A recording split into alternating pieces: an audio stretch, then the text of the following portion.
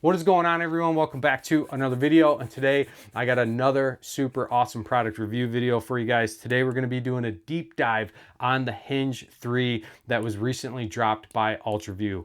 Now, obviously this release came out maybe a couple weeks, maybe about a month ago now, but I did not want to do another unboxing video on YouTube. I wanted to spend a decent amount of time behind this release to give you guys my honest and unbiased feedback. Now, before anyone says anything, leaves any comments below, obviously I'm a huge believer and fan of Ultraview products. I have been for quite some time. The releases though have not been something that I've shot because of the neck length on their original UV button and then also their Hinge 2 and Hinge 1. However, I have committed to shooting the UV button 2 since I picked this brass one up.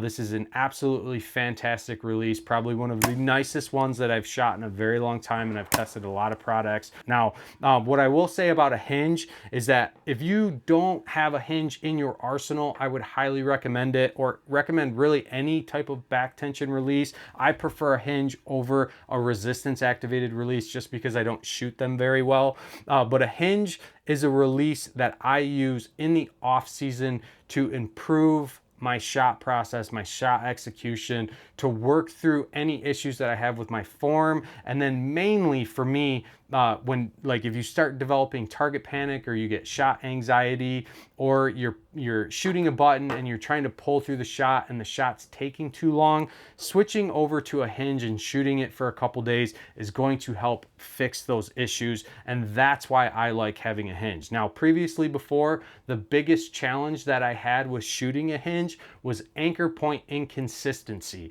And with the UV button 2 and the Hinge 3, the neck lengths are identical. The hook location is identical, so you're not going to have to deal with those inconsistencies. And I would highly recommend that if you are looking for a high-end thumb button, it doesn't necessarily have to be an Ultraview product, but I would recommend that you look for one that has a matching hinge, so you can kind of transition between the two of these throughout the season and work through some of the issues you could be experiencing. Like I said, an extremely beneficial tool to have in your toolbox. Now, with that said, let's kind of shift over and talk about the UV3, talk about the specs, the features. We'll talk about the changes versus the Hinge 2. And then I want to talk about how I personally recommend that you set up a Hinge, and then also how to shoot a Hinge, because there is a correct and incorrect way. Now, as far as specs and features, let's dive into this. So this release is going to be available to you in two different sizes. You can pick it up in a standard or an XL. The standard is very similar to their medium size. I wear a size large glove for reference, and I have the UV button 2 in a standard and the Hinge 3 in a standard, and they fit fantastic. Now, it's also going to be available to you in an aluminum and a brass release. One thing that I will point out is obviously the brass is going to be significantly heavier comparatively to the aluminum, but if you look at the brass Hinge 3 versus the brass UV button 2, there is definitely a weight difference. The button is obviously heavier because of the cocking lever, the button itself, the post, all the linkages internally, whereas the Hinge does not have that, so it does have a little bit lighter of a feel. I personally think that these two releases are probably some of the best looking archery releases that are available to you right now, from an aesthetic standpoint, and then also ergonomics. That is one thing that I've always loved about the Ultraview releases, is the ergonomics and how these releases feel in your hand. They've done an outstanding job on this, and they've carried those ergonomics throughout the life of their releases. And like I said, if you haven't shot one, if you don't want to commit, buy their 3D printed one or get one shipped to you. I think they're free, but that'll give you a good representation of how this release feels in the hand. Like I said, they've done an outstanding job with this. Now, as far as like specs and features, you can see that the grooves on the inside of the release did carry over from the UV button 2.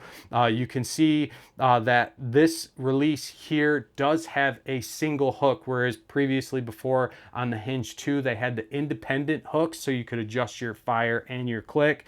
However, they had some inconsistencies with that, so they went back to the single hook design just to make it a little bit more repeatable as you're adjusting this and playing around with this. And then they do offer different hook or click lengths depending on how you like to set your click up. Now, this release is going to come with the thumb pad, and I saw some people that were kind of complaining about it not coming with a peg, but I personally like the thumb pad. I think it gives it a really good feel. I think it helps kind of keep your hand in a natural position versus dealing with a peg. Like usually when you hook a peg, you introduce like a very hard cant to the release, whereas when you use this pad, like I said, it kind of allows the release to stay in like a neutral position. So for me, it's worked out a lot better. And then also keep in mind, Ultraview just doesn't throw this stuff out there to throw it out there. They're basing this off of consumer feedback, right?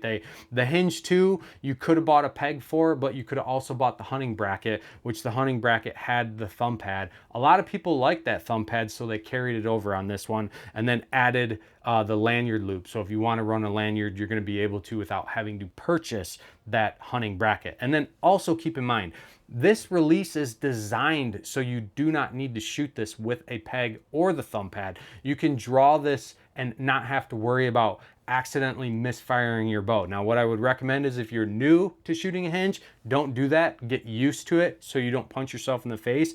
But once you get used to this release and drawing it and getting a feel for where you're distributing the weight on the release, then I would recommend that you kind of try it without that. As far as the hooks or the click lengths, I should say, they're going to be offered in a couple different configurations. Straight out of the box, it's coming with their 0.028 click, which is the slowest of the available options. From there, it goes to 0.024, 0.020, and then 0.16 or 0.016. I might have a typo on that, but those are going to be your click options, and you do have to buy those separately, but those are going to be your available options. And we're going to talk about that a little bit more, why I feel like the one that they send is going to be good for probably 90% of the people that are going to shoot this release.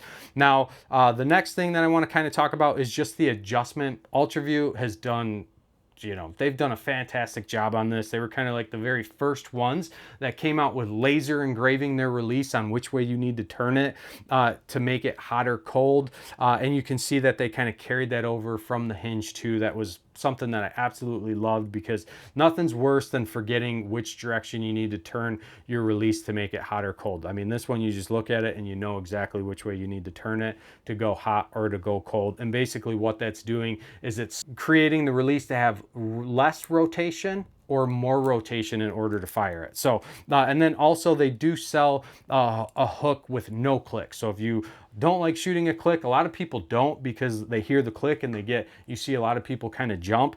I personally kind of like the click, but it's definitely something that you kind of have to get used to before, because like I said, some people, you'll hear the click and you'll see them kind of jump a little bit. So, because they know the shot's going to happen, right? So again, if you're dealing with target panic, I would say go no click, because it does introduce a little bit of anxiety. Now, next, let's kind of talk about just the accessories that are available. So obviously it comes set up as a 3-finger. You can buy a 4-finger attachment, and then you can also buy the 2-finger attachment. Both of those are coming in at roughly about 39 bucks. And then they do still offer the peg. For those of you that want to shoot a peg, you can buy one of those for 20 bucks. If you have a peg that was previously on like a Hinge 2, that will transfer over and work on the new Hinge 3. Now, another thing that I want to point out is if you already own a UV button 2, this release here is a no-brainer. I'm not saying that you necessarily have to spend the 350 bucks and buy the brass one, but I would highly recommend that you buy the aluminum one, because as I already mentioned, having a hinge in your toolbox, I mean, it will really, really improve your overall archery skills. And once you do master a hinge, it's a lot of fun. It can be a lot of fun. I committed to shooting 3D for an entire summer with a hinge. Some of the best shots that I made, also some of the worst. Like I said, it was a learning experience, but it is a very fun release. And as you master it, it is a very rewarding feeling. So next, let's kind of talk about setting up a hinge and how I would recommend it. Now, most people, you know, what they do with a hinge is they set it super hot. And what that causes you to do is basically have more rotation until you get to the clicks. Now, what you should do is, again, if you have a UV button 2 and a hinge 3, when I draw my UV button 2, I try to put the majority of my weight on my index and my ring finger. So the release is more in a neutral position. When I shoot my hinge, I want that same feeling. So if I run my click too hot, then basically what I'm gonna do is I'm gonna hit the click before I even draw the bow. So what I recommend is that you figure out where you can basically put your hand in that neutral position and pull on that release with your hand either on that thumb pad or not without hitting that click. And then you get a little bit of rotation. And what that's gonna look like when you draw your bow, I come up, and as soon as I come off that thumb pad, it allows the release to relax naturally how it would be with my button. And then I know to pull through the shot and just relax, and then eventually the shot is gonna break. All right, so I'm gonna take another stab at trying to explain this because I don't feel like it came across as good after I was rewatching and editing the video. So I'm gonna show 2 examples of what I mean by putting an aggressive cant on your release versus maintaining even weight distribution between your fingers. Now, once I put that hard cant on the release, you're gonna see that it's gonna require much more travel in order to get to the click. First one, like I said, very aggressive cant. Pay attention to my hand position at full draw. So I'm coming in, most of the weight is distributed on my index finger, and watch how long it takes to get to the click distance. Long travel, and then pull, and then the shot breaks. All right, so the second example is gonna be me evenly distributing the weight between the fingers, utilizing the thumb pad, and trying to maintain, like I said, even weight distribution between the fingers. Now you'll see that I hit my click much faster. Actually, as soon as I let go of this thumb pad, I'll hit my click, and then I know I can start pulling through the shot. So this is what this one's gonna look like. Again, pay attention to the release angle at full draw.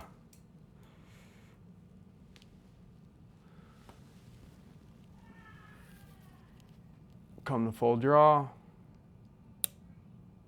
hit the click, pull, pull, pull, shot breaks. So much shorter click travel, and that's what I was trying to explain to you guys, versus having an aggressive angle versus a more neutral hand position. That's how I recommend that you set that up. Don't try really hard not to set this up with an extreme cant. I think it makes it harder to shoot a hinge in the long run. Now, as far as shooting a hinge properly, the last thing that you want to do with a hinge is punch it, because I'm telling you right now, it will be the worst shot. And punching a hinge is basically dumping the shot. You're forcing the rotation in order to get the release to go off. That's not how you shoot a hinge properly. And if you're going to commit to shooting a hinge, I recommend that you shoot it correctly. So all hinges require a little bit of relaxation in the hand and pulling, and that's what's going to force the rotation. If you don't relax your hand or your index finger, that rotation will never happen.